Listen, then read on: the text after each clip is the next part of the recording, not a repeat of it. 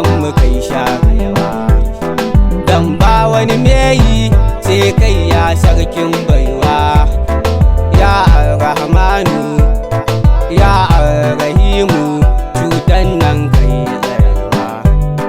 Rayuwa ta yanzu ilimi duk yayi karanci, ko muna da ilimi wasu to baya amfani. Wani gashi da ilimi marashi ya fi shi tunani. Yau ga mai ilimi yana yin ɓadda kamanni. Duka manyanmu hankalinsu yayi gushewa, da yawanci cikinsu addu'arsu sun watsarwa. Sun manta mutuwa wajibi tana kan kowa, ko ba wata cuta akwai fuji a 'yan uwana. Ga ka a raye an jima ko kai yi macewa, yanzu ga ka a zaune an jima kai ka bushewa. To sai ka shuka kairan dan ka je kayo girbewa.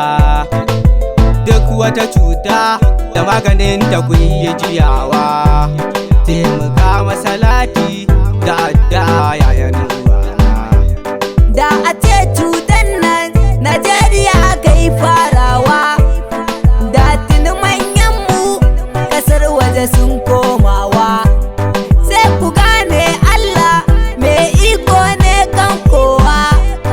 Rayuwar talakawa a bace a bar dubawa.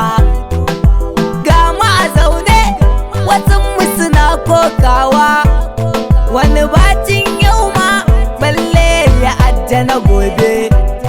Wani zai fita nema hakan nan zai dawowa, wani ya fita nema ya je ma bai samu ba. Gani da yara wa'yansu suna jin yunwa, na fita nema damuwar suna damuna.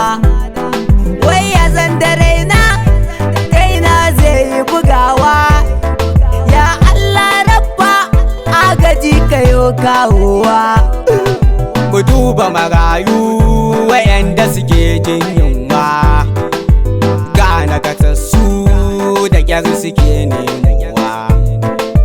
Ga manyanmu hannuwansu sun yi riƙewa, ga ma a rana dan inuwa ta yi inuwa.